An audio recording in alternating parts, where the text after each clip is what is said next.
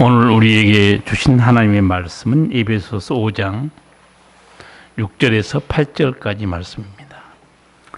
신약 성경 315면에 있습니다. 에베소서 5장 6절에서 8절까지 말씀입니다. 누구든지 헛된 말로 너희를 속이지 못하게 하라. 이를 인하여 하나님의 진노가 불순종의 아들들에게 임하나니 그러므로 저희와 함께 참여하는 자 되지 말라. 너희가 전에는 어둠이더니 이제는 주 안에서 빛이라. 빛의 자녀들처럼 행하라. 아멘.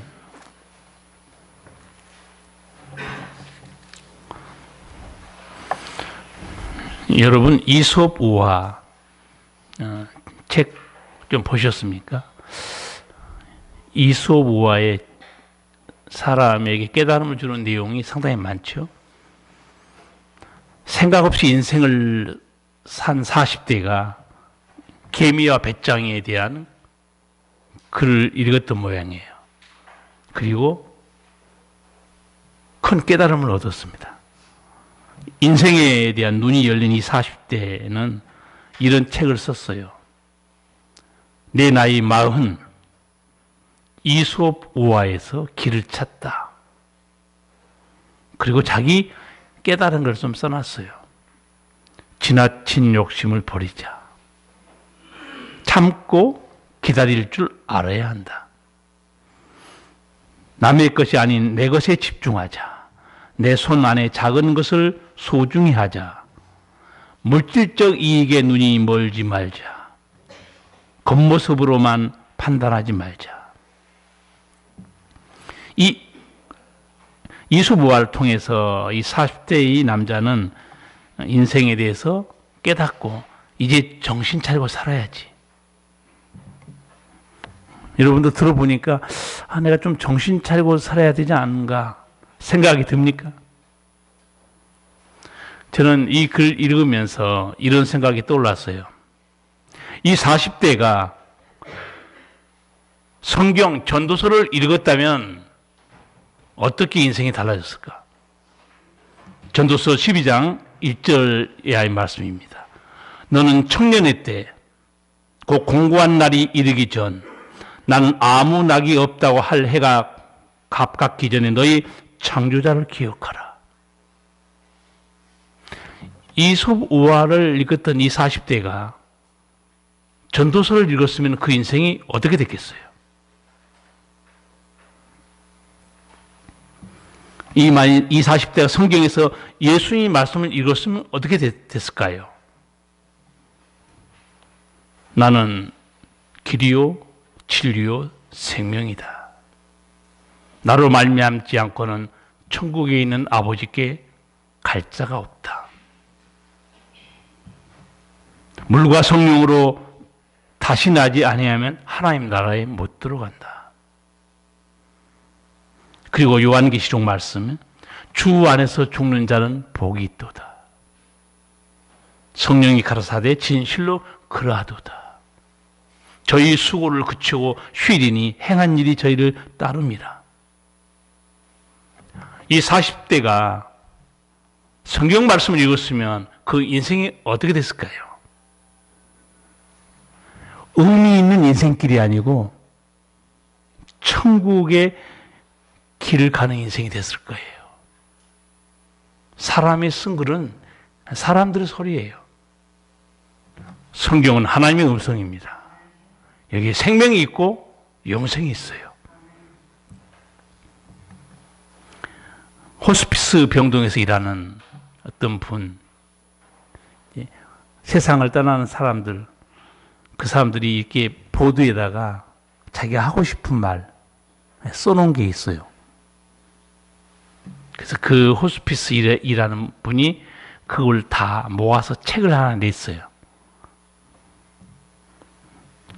사람들은 죽을 때 어떤 후회를 하는가? 25가지를 추려서 쓴 거예요. 아마 여러분도 저도 그럴 수 있을 거예요. 오늘 들어보시고 나는 그렇게 살면 안 되겠구나 하신 분은 생각을 좀 바꾸시면 됩니다. 사랑하는 사람에게 고맙다는 말을 많이 했더라면, 그렇죠? 죽음 앞에 두니까 너무 아쉬운 거예요. 내가 왜 그렇게 감사합니다, 고맙다는 말을 못했을까? 남자들이 제일 하지 못한 말이 있죠. 아내에게. 뭘 제일 말 못하죠? 여자들이 말하면 안 돼요. 남자들이 말해야지. 무슨 말을 제일 못합니까? 예, 사랑합니다. 근데 여자들은 끝까지 그거 들이댑니다. 말할 때까지. 여보, 나 사랑해? 그럼 남자들이 뭐라고 그래요?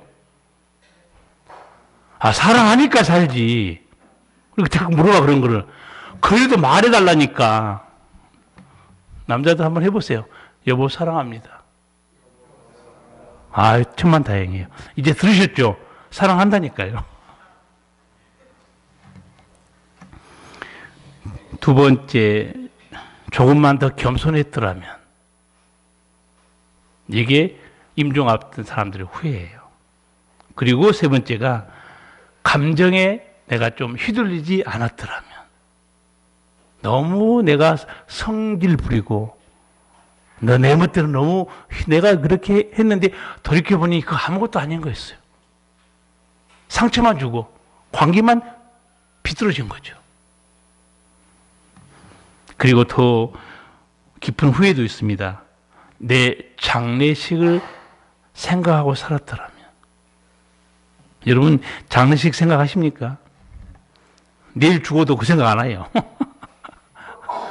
요새 100세까지 산다는데 무슨 장례식을 생각합니까? 마지막 제가 보기에는 제일 앞에 나와야 될 후회가 맨 마지막에 있더라고요. 맨 마지막에 후회가 뭔지 아세요?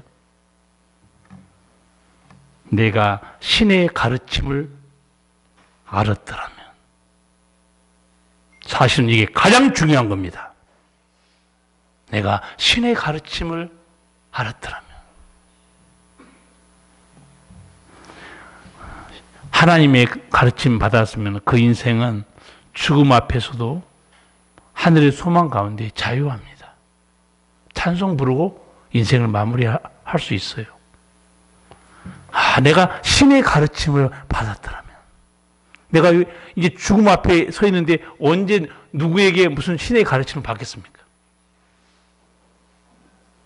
건강한 날, 시간이 될 때 하나님의 음성을 들으시고 하늘의 소망 가운데 살기를 축복합니다. 하나님의 음성을 듣는 거, 그건 아버지 음성입니다. 자꾸 밖에서는 하나님, 예수님 이런 용어를 쓰지만 성경 안에 들어오면 정확하게 그 하나님은 우리 아버지예요. 오늘 예배 드리러 오신 여러분은 아버지 앞에 나온 겁니다. 아버지 품에 안긴 거예요. 그리고 영적으로 보면 예수님께서 하신 말씀 들어보면 아무나 하나님 앞에 못 나온다고 그랬어요. 내 아버지께서 내게 이끌지 아니하면 아무라도 내게 나올 수 없다는 거예요. 오늘 예배당에 앉아있는 여러분, 누가 이끌어 주셨는가? 아버지 하나님이에요. 왜 아버지 앞에 못 나온다고 예수님이 말씀했냐면 원수 마귀가 꽉 붙들고 있습니다. 못 나가게.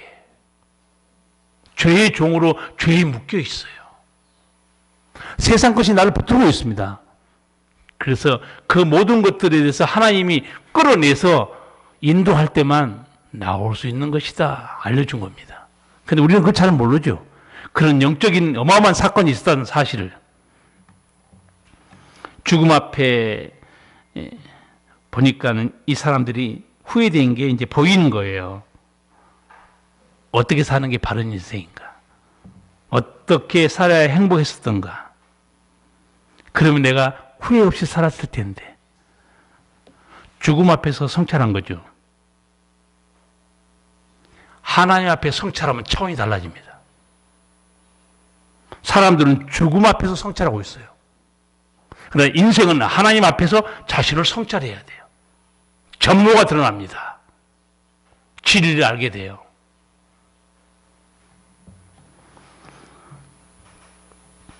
성경 책 중에 정말 탁월한 인생과 삶에 대한 철학책이 하나 있습니다. 저도 대학에서 공부할 때 철학과에 가서 강의도 많이 듣고 철학책도 많이 읽어봤는데 성경에 최고의 철학책이 있습니다. 그게 전도서입니다. 솔로몬이라는 사람은 안 믿는 사람도 알아요. 솔로몬, 지혜자. 전도서 1장에 솔로몬이 깨뜨려 본 인생에 대해서 몇 가지만 설명해 드릴게요. 전도자가 가로되 헛되고 헛되며 헛되고 헛되니 모든 것이 헛되도다. 사람이 해 아래서 수고하는 모든 수고가 자기에게 무엇이 유익한고? 해 아래서 우리 얼마나 많이 일합니까? 애 쓰고 잠도 못 자고 고생하고. 근데 그 수고가 자기에게 무엇이 유익하냐? 한마디로 남는 게 뭐냐 그 말입니다. 사람이 나름대로 고생하고 돈 벌고 일을 쓰잖아요. 남는 게 뭐예요? 돈이 남았습니까? 나이 드니까 집안에 늘어가는 거는 딱 두 가지밖에 없는 것 같아요. 약병, 건강기능식품. 노화 어떻게 좀 버텨보려고. 오늘 아침 목사님이 어떤 목사님 소개하시면서 그 예뻐지려고 무슨 여기 얼굴 밑에 뭐 턱인가 땡기고 주름 없애려고 나중에 배꼽까지 땡겨도 늙는다는 거예요. 땡겨봤자지. 그거 다 흙으로 가는 인생들이라는 거예요. 저는 이제 방송에서 뭐 원로 가수들 중에 얼굴에 손 안 대고 늙은 사람 남 너무 예쁜 것 같아요. 얼굴에다 뭐 자꾸 손대가지고 선풍기 아주 마지막처럼 이상합니다. 그냥 늙으세요. 그냥 늙으면 안에 하나님이 계시고 성령이 충만하면 얼굴에 빛이 납니다. 그렇죠? 그리고 50대, 60대 돼서 술, 담배 떠는 사람들은 여러분 친구 보세요. 아주 시커머가지고 참 볼상사납습니다. 안에 하나님의 영이 있는 사람, 예수님이 계신 분은 얼굴에 빛이 나요. 행복합니다. 자유해요. 솔로몬이 보고 있어요. 해 아래서 수고하는 모든 수고가 자기에게 무엇이 유익한고? 남는 게 뭐냐 이게요. 여러분 끝까지 가보세요. 정확하게 표현한 게 생로병사입니다. 인생은 거기 매여 있어요. 생로병사예요. 그 중에 솔로몬은 생로병사 중에서 그 죽음이 너무 허망하다는 거예요. 무슨 죽음이? 하나님 없는 인생의 죽음이 허망하다는 거예요. 아까 제가 이솝 책을 읽었던 그 사람이 요한계시록 읽었다면 그렇게 말했죠. 요한계시록 14장 13절 주 안에서 죽는 자는 행복한 사람이다. 저희 수고를 그치고 이제 천국에서 아버지 품에 쉽니다. 그런데 하나님 없는 백성은 솔로몬이 그렇게 말해요. 밤에도 그 마음을 쉬지 못한다는 거예요. 걱정 근심에. 또 하나 솔로몬이 말씀했던 거 읽어드릴게요. 이미 있던 것이 후에 다시 있겠고 이미 한 일을 후에 다시 할지라. 해 아래는 새 것이 없나니 무엇을 가리켜 이르기를 보라 이것이 새 것이라 할 것이 있으랴. 사람들이 태어나서 온갖 새롭다고 가르쳐주고 깨닫고 하지만 해 아래 새 것이 없다는 거예요. 옛날에 했던 일을 반복하고 있다는 거예요. 남자들 바지가 어떻습니까? 넓어졌다 좁아졌다고. 여자들 치마는 어떻게 해요? 올라갔다 내려갔다 하고. 그래서 넥타이 메고 있지만 넥타이도 좁아졌다 넓어졌다 하고. 헤어스타일도 결국은 돌고 돕니다. 해 아래 새 것이 없다는 거예요. 물리적인 새 것만 없다는 뜻이 아닙니다. 솔로몬이 깨달아 본 것은 인간의 정신세계도 그렇다는 거예요. 새 것이 없다는 거예요. 사람들이 나이가 들면 철이 들잖아요. 많은 걸 배워요. 많은 걸 깨닫습니다. 그런데 솔로몬은 이런 인간의 지혜와 지식에 대해서 찬물을 끼얹는 말씀을 합니다. 전도서 1장 18절이에요. 지혜가 많으면 번뇌도 많으니 지식을 더하는 자는 근심을 더하느니라. 우리가 아는 말과는 다르죠. 우리는 아는 것이 힘이라고 그랬어요. 그런데 솔로몬은 지혜가 많으면 번뇌가 많다는 거예요. 지식을 더하는 자는 근심만 더한다는 거예요. 이게 한문으로 말하면 식자오한입니다. 하나님 없는 지혜와 지식은 인간을 번뇌와 근심에서 벗어나게 해줄 수 없다는 거예요.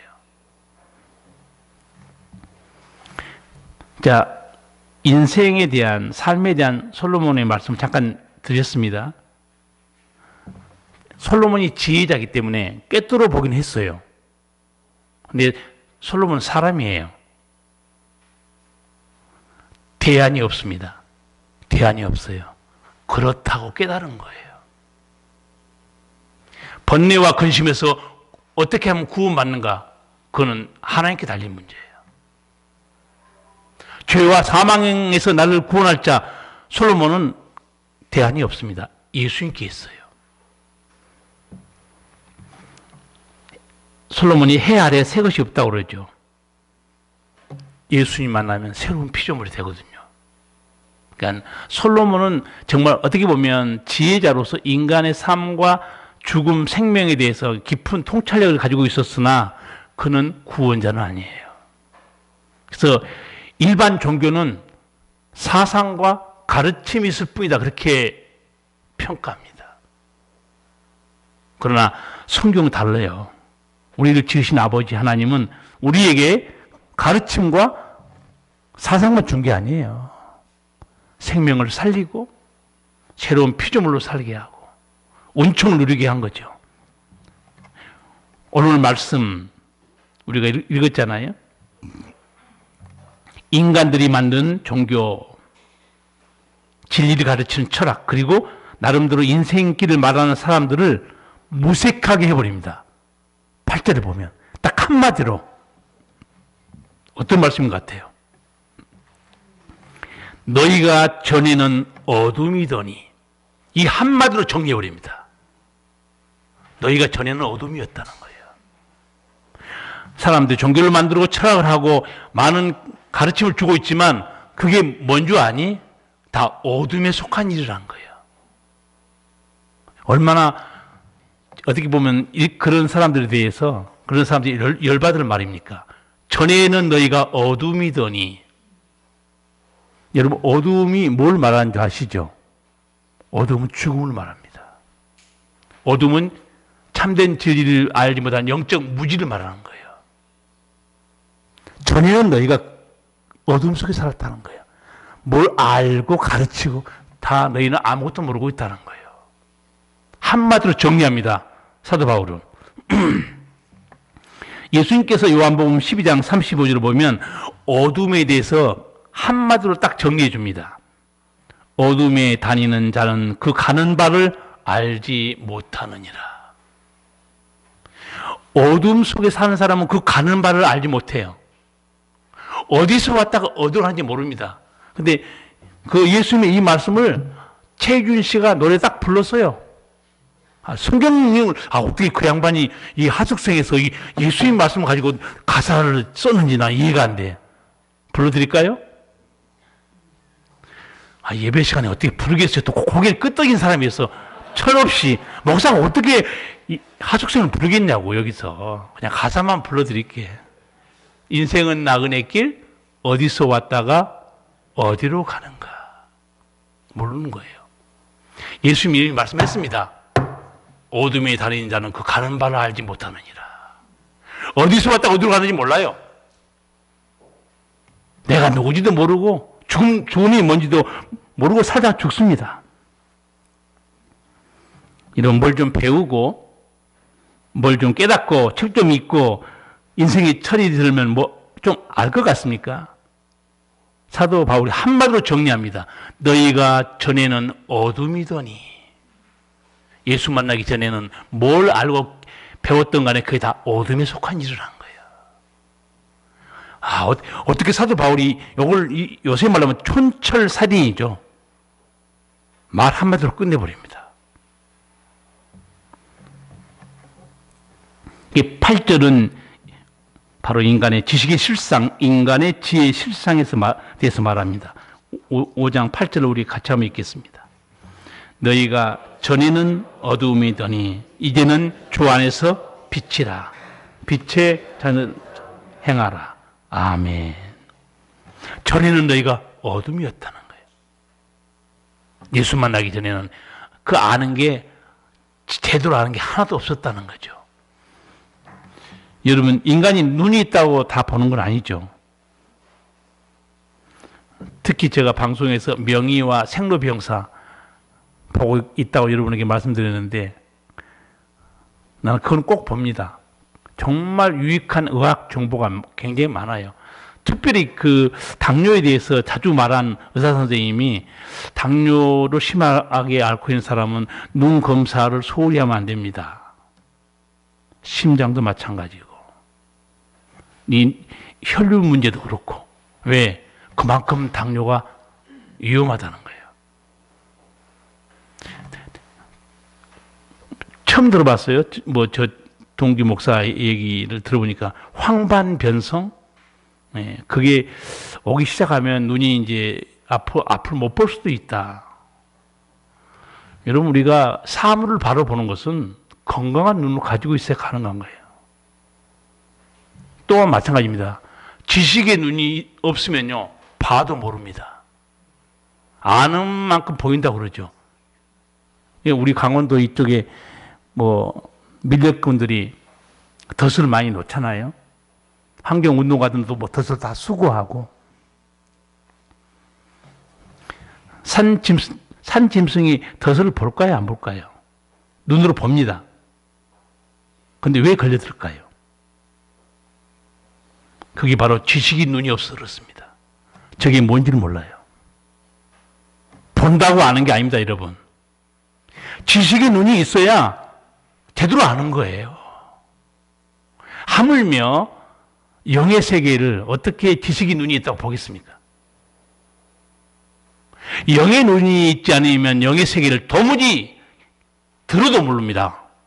깨닫지는 못해요. 오직 하나님 말씀 안에 들어와야 우리 아버지께서 우리에게 다 알려줍니다. 영적 실상을 다 알려주는 거예요. 그래서 오늘 본문 말씀을 통해서 사도 바울이 우리에게 알려준 겁니다. 너희가 전에는 어둠이더니 너는 눈 감고 사는 인생이었다는 거예요. 뭘 알고 배우고 깨닫는 게 그게 사실은 제대로 한 게 아무것도 없다고 말이에요.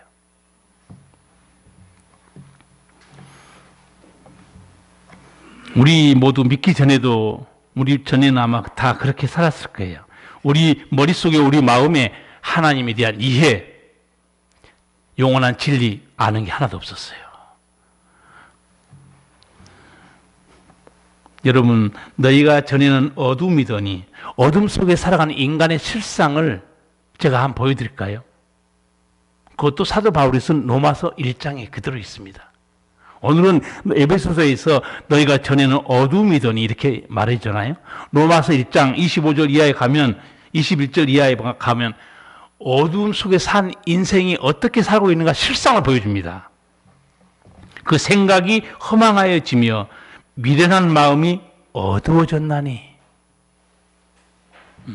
타락한 인간의 어둠 속에 사는 인간의 마음 상태를 이렇게 설명합니다. 생각이 허망하다는 거예요. 이게 무슨 말이냐면 인간의 생각이 하나님의 진리로 채워져야 되는데 헛된 것으로 가득 채워졌다 그 말이에요. 그러니까 하나님의 진리로 안 채워졌으니 헛된 것으로 채워졌으니 그 인생이 어떻게 살겠습니까? 그 생각이 허망하다. 또 하나는 특징이 이렇습니다. 미련한 마음이 어두워졌나니. 하나님의 지식으로 채워지지 않고 뭘 안다고 잘난 척하고 살았으니 자기는 똑똑한 것 같은데 실상은 미련하다는 거예요. 더 심각한 건 그 마음이 어두워졌다고 그래요. 여러분, 이 미련하다는 말이 무슨 말이냐면 깨달음이 없다는 말입니다. 분별력이 없다는 말이에요. 그러니까 세상에서 아무리 뭘 배우고 알아도 미련하게 됐으니 뭘 모르는 줄 아세요? 하나님에 대해서 아는 지식이 없어요. 인간의 어떤 존재인지도 모릅니다. 죽음이 뭔지도 몰라요. 마음이 어두워져 있어요.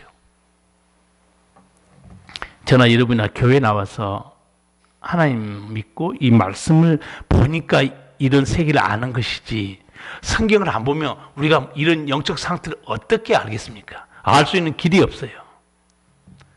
하나님을 믿기 전에 다 우리가 미련하고 어두운 자들이었잖아요. 지금도 그래요.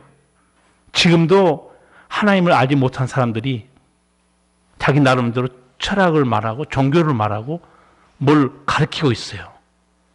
실상은 어둠에 속한 일들이에요. 어둠에 속한 이 사람들이 행동을 어떻게 하는가, 그 말씀이 로마서 1장 25절 이하에 있어요.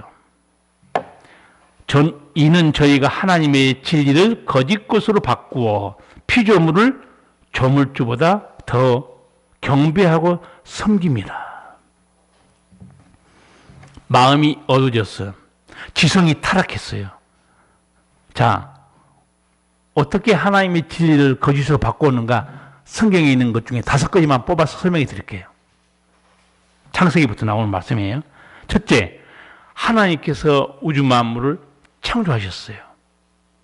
근데 이걸 거짓말로 바꿉니다. 사람들이. 저절로 있는 거예요, 저절로. 저절로. 그래서 한문으로 자연이라는 말을 쓰죠. 성경적으로 그 말은 틀린 말입니다. 저도 입버릇처럼 세상에서 배운 단어 때문에 자연이라는 말을 나도 모르고 쓰고 있는데, 한문으로 자자가 무슨 자자입니까? 한문 좀 되시죠? 그 정도는? 연자는 무슨 연자예요? 거기에 아픔이 있구만.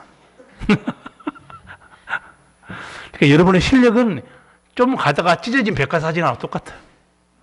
말미암을 연자잖아요. 자연이란 이 단어 자체가 스스로 존재했다는 의미를 가지고 있는데, 창세기 가보세요. 창조자가 있습니다. 이런 마이크가 스스로 있습니까? 누가 제작했잖아요. 그래서 아주 쉽게 말해, 히브리서 보면 집마다 지은 이가 있으니 만물을 지으신 이는 하나님이시라고 그래요. 나는 그 말씀이 너무 명료하고 명쾌해요. 집마다 지은 이가 있으니. 여러분 집 짓고 살죠? 설계자, 시공자 있습니까? 없습니까? 누가 자기 집 구경하러 와가지고 아이고 이거 어떻게 지었습니까? 그러면 그 찾아온 사람한테 저주로 생긴 거예요. 바로 정신과로 모시고 가야 돼요. 저주로 생기면. 그런 무시한 사람 없어요. 어둠에 속하니까 하나님의 진리를 바꿉니다. 하나님이 창조한 걸 저주로 생겼다고 우깁니다. 두 번째, 우리 인간은 하나님의 형상대로 아버지를 닮게 만드셨다고 그랬어요. 그런데 사람들이 거짓말합니다. 철학과 과학에서. 어떻게 거짓말합니까? 원숭이에서 왔다는 거예요. 원숭이 진화 있다는 거예요. 저도 대학 다니면서 이 진화론과 창조론 강의를 들은 적이 있는데, 그 중에 제한테 하나 꽂히는 게 있었어요. 어떤 거였냐면, 자, 만약에 만 년을 걸쳐서 원숭이가 사람이 됐다고 치자, 진화됐다면, 그러면 5,000년 지나면 반 원숭이, 반 사람이 나와야 한다는 거예요. 8,000년 지나면 거의 사람의 모습으로 나와야 한다는 거예요. 그런 모습이 세상에 어딨냐, 이게요. 말도 안 되는 소리를 한 거죠. 거짓말로 바꾸고 있는 거죠. 우리 인간은 하나님께서 아버지를 닮은 형상과 모양대로 창조했습니다. 사람들이 진화론, 거짓말을 바꾸고 있어요. 그래서 미국에서는 그 교육부에 강력하게 지금 얘기하고 있습니다. 왜 과학 교과서에 진화론만 가르치냐? 창조론도 가르쳐야 된다. 그러니까 또 거기서 이건 종교 문제가 아니냐? 학문인데. 그러니까 또 어떻게 말했냐면, 그러면 창조론이 종교 문제라면 다른 안을 제시하겠다. 예수 믿는 학자들이 무슨 안을 제시한지 아세요? 지적 설계론입니다. 지적 설계론. 최고의 지능을 가진 지적 존재가 설계했다는 거예요. 여러분, 저절로 있는 게 과학적입니까? 설계하는 게 과학적입니까?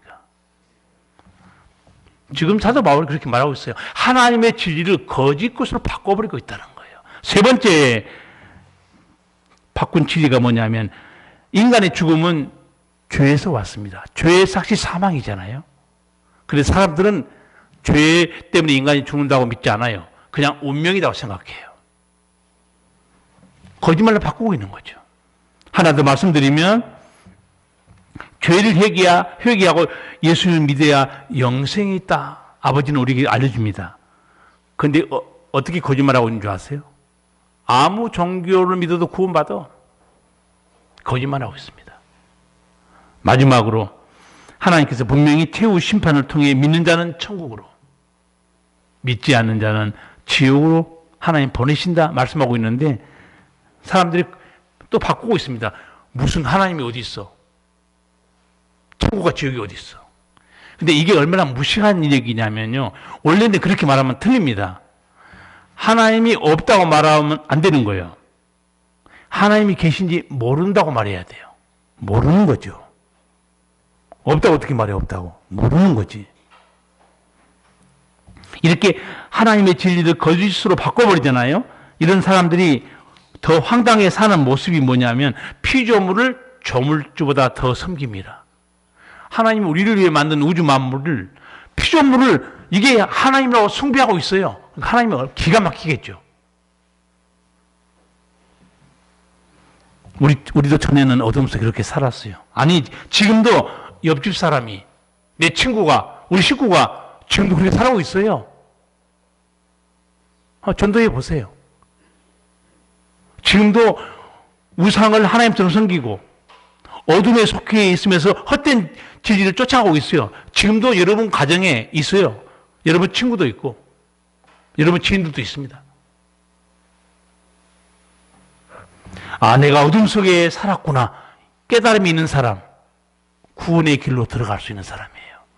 아, 이제 깨달아야 돼. 아, 내가 어둠 속에 살았구나. 내가 뭘 안다고 했는데 하나님께서 말씀한 거 보니까 내가 어둠 속에 살았구나. 이 진리를 듣고 깨달으면 그 사람 답을 찾은 거예요. 성경은 어둠 속에 살다가 예수 믿잖아요. 그러면 그 인생이 천국과 지옥처럼 완전히 달라진다고 말씀한 구절이 한 세 군데 있어요. 첫 번째 말씀이 제가 같이 봤던 오늘 에베소서 5장 8절 말씀이에요. 너희가 전에는 어둠이더니 이제는 주 안에서 빛이라. 내가 예수님 만나기 전에는 어둠 속에 살고 있었다는 거예요. 이제는 예수 믿고 나서는 빛으로 들어왔다는 거예요. 빛이란 건 진리를 말하고 영원한 생명을 말합니다. 두 번째 말씀이 베드로전서 2장 10절이에요. 너희가 전에는 백성이 아니더니 이제는 하나님의 백성이요. 전에는 공유를 얻지 못하였더니 이제는 공유를 얻은 자니라. 여기도 전에는 이제는 딱 구분해서 말합니다. 전에는 너희가 백성이 아니었다는 거예요. 전에는 우리가 누구의 종으로 살았죠? 죄의 종이었어요. 마귀의 종이었습니다. 이 사실을 몰라요. 전에는 너희가 내 자녀가 아니었다는 거예요. 이제 예수 믿고 나서 이제 하나님의 백성이 됐습니다. 아버지 자녀가 된 거죠. 아버지가 지키시고 인도하시고 돌보신 겁니다. 세 번째 비슷한 말씀이 베드로전서 2장 25절에 있습니다. 너희가 전에는 양과 같이 길을 잃었더니 이제는 너희 영혼의 목자와 감독 되신 이에게 돌아왔느니라. 너희가 전에는 길을 잃었다는 거예요. 그런데 무슨 길을 잃은 것 같습니까? 너희가 전에는 길을 잃은 사람이었다는 거예요. 하나님 만나기 전에는. 근데 이 길을 잃었다는 단어가요, 놀랍게도 속임을 당하는 단어입니다. 속았다는 단어예요. 하나는 잘못 인도를 받았다는 단어입니다. 너희가 전에는 길을 잃었더니 이게 무슨 말인가? 인간이 만든 종교와 철학과 진리로 너희가 속고 있었다 그 말이에요. 거기는 영생도 없는데. 나는 베드로, 원래 베드로 이 사도가 공부 많이 못한 사람이잖아요. 조롱했잖아요. 별로 공부도 못한 학문 없는 범인이라고 사람들이 조롱했잖아요. 어부인 미 베드로 예수님 만나고 나서 하늘의 진리로 무장합니다. 베드로가 말해요. 너희가 전에는 길을 잃고 있었다는 거예요. 속고 살았다 그 말이에요. 지금도 사람들이 속고 있는 그 책들이 몇 개 있습니다. 그런데 사람들은 몰라요. 이게 길인가 보다. 제가 얼마 전에 한번 소개했지만 공자에게 길을 묻다 책이 나와 있어요. 이게 길이 있는가? 그 책을 사서 봐요. 공자의 말씀을 드려야 되는가 보다. 또 이런 책도 있어요. 붓다를 따라가는 영혼의 길. 부처를 따라가면 영혼의 길을 우리가 알 수 있지 않을까? 세 번째, 고전의 길을 묻다. 옛날에 사상가들에게 말을 들으면 길을 찾지 않을까? 오늘 사도 바울이 한 단어로 정리합니다. 너희가 전에는 어둠이더니. 그 어둠이에요. 진리와 생명이 아닙니다. 여러분, 예수 믿는다는 게 뭐냐? 우리의 영생 주시는 영혼의 목자 되신 예수님께 돌아온 걸 말합니다. 그래서 베드로도 그렇게 말해요. 너희가 전에는 길을 잃었는데 이제는 영혼의 목자와 감독 되신 예수님께 돌아왔다는 거예요. 우리가 신앙생활 한다는 것은 누구에게 돌아온 거예요? 예수님께 돌아온 겁니다. 예수님 누구였는가? 영혼의 목자. 내 영혼을 돌보시고 인도하신 생명의 주님. 그래서 여러분, 예수님을 만나면 인생의 방황이 끝납니다. 그리고 좋은 교회를 만나면 신앙의 방황도 끝납니다. 우리 교회가 좋은 교회 같습니까? 무슨 또 근거로 그렇게 다시 있게 말하세요? 좋은 교회의 기준이 뭘까요? 하나님의 말씀이 그대로 들려지는 교회입니다. 성령의 역사에서 새로운 피조물이 되는 교회예요. 하나님의 교회에서는 하나님의 음성을 듣고 성도가 살아나야 좋은 교회예요. 엊그제 저 동기 목사가 전화 와가지고 막 씩씩거리면서 무슨 자기가 방송을 유튜브에서 어떤 목사 설교를 들었나 봐요. 생명의 말씀을 전할 시간에 무슨 이재명이 어떻고 김기현이 어떻고 무슨 정치 얘기를 하고 시간 다 낭비하고 있느냐 씩씩거리길래 놔둬라. 그 사람은 그렇게 사는 거다. 어떻게 하겠냐. 정신 못 차린 거지. 저는 오늘 또 여러분에게 택배했습니다. 물건 갖다 배달했어요. 물건 받으셨죠? 무슨 말씀 받았어요? 물건. 두리뭉실하게 생명의 말씀 하지 마시고 오늘 본문 예배서 5장을 드리는데 무슨 두리뭉실하게 또 제가 안 받은 사람이에요. 너희가 전에는 어둠이더니 이제는 주 안에 빛이라. 오늘 전 분명히 택배했습니다. 그러면 여러분 이제 물건 받아보고 생각하셔야 돼. 내가 정말 빛이 됐는가? 아니면 아직도 어둠 속에 살고 있는가? 여러분 스스로 성찰하셔야 돼요. 깨달아야 됩니다. 그래야 여러분이 신앙이 반석 위에 서고 인생의 방황도 끝나는 거예요. 빛과 어둠에 대해서 예수님이 말씀하셨던 유명한 말씀이 요한복음 8장 12절이죠. 아마 다 여러분 암송할 거예요. 나는 세상의 빛이니 나를 따르는 자는 어둠에 다니지 아니하고 생명의 빛을 얻으리라. 예수님 빛과 어둠 말하죠. 나를 따르는 자는 어둠에 다니지 않는다는 거예요. 영적 무지에서 방황하지 않는다는 거예요. 얼마나 귀한 말씀입니까? 죄송하지만 어둠 속에 속한 자들이 하는 진리, 철학, 종교, 하나님이 보실 때는 다 헛된 말입니다. 그래서 사도 바울이 강력하게 6절에서 경고해요. 6절을 같이 읽겠습니다. 누구든지 헛된 말로 너희를 속이지 못하게 하라. 이를 인하여 하나님의 진노가 불순종의 아들들에게 임하느니라. 아멘. 헛된 말로 속지 말라는 거예요. 사람이 만든 종교 진리 속지 말라는 거예요. 나름 진리를 가르치는 철학자들의 말에 속지 말라는 거예요. 왜? 그들은 다 어둠에 속한 자들이라는 거예요. 예수님이 단호하게 말합니다. 나는 길이요 진리요 생명이다. 나는 세상의 빛이다. 성경을 여러분 안 읽으시면 이런 말씀 어디서 듣겠습니까? 여전히 아까 제가 책 몇 권 소개했죠. 붓다를 따라가는 영혼의 길, 고전에게 길을 묻다, 공자에게 길을 묻다. 이런 인간이 쓴 책들 종교에 또 따라갑니다. 그런 생명이 없어요. 이게 헛된 말에 속지 말라는 거예요.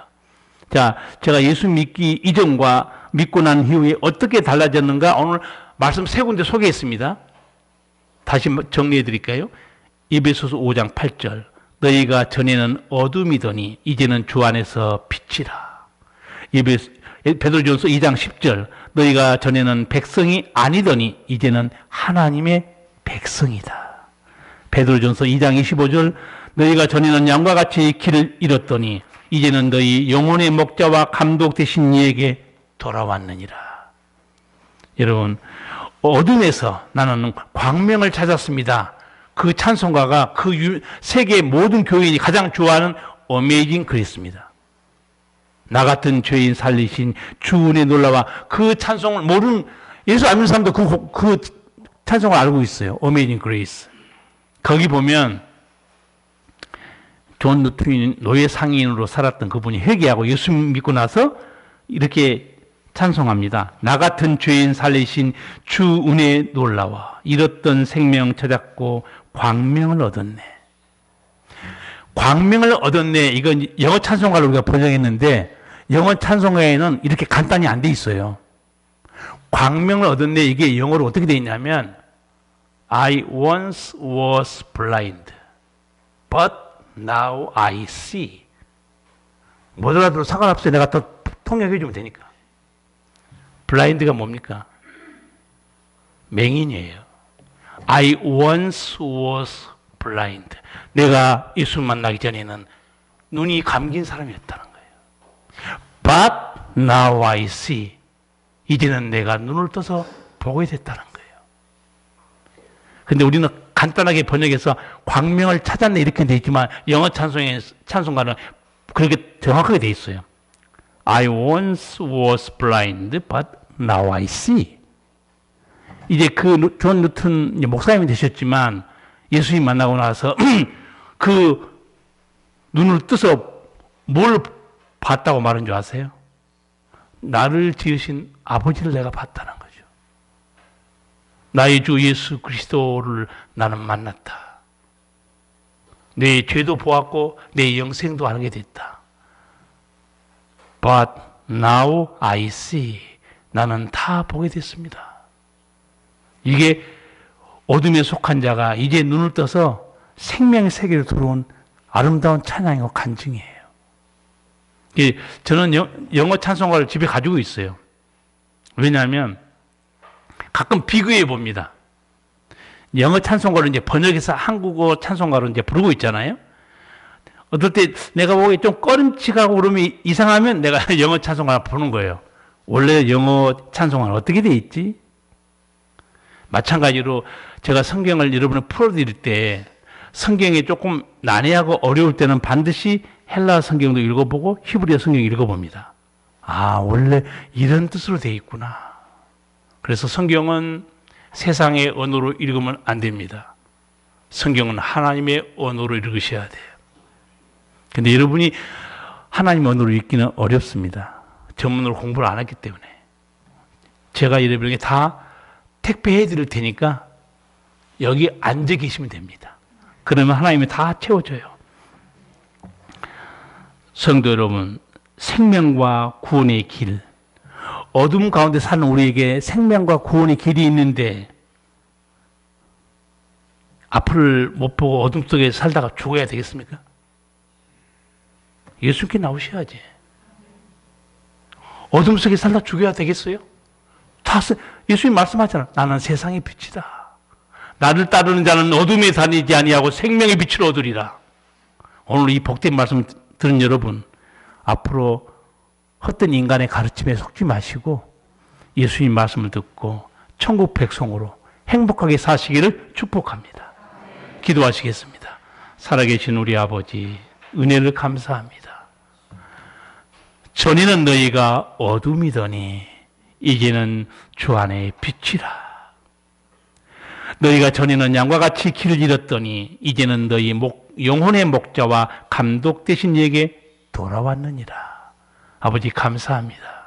우리가 전에는 길을 잃고 세상 헛된 지식에 속았고 그리고 육신의 욕망대로 살았는데 아버지께서 우리를 사랑해서 부르시고 하나님의 음성을 듣게 하사 이제는 진리 안에서 행하고 우리 주님과 행복한 삶을 살아갈 수 있도록 은총의 길로 인도하여 주심을 감사하며 예수님 이름으로 기도하옵나이다. 아멘.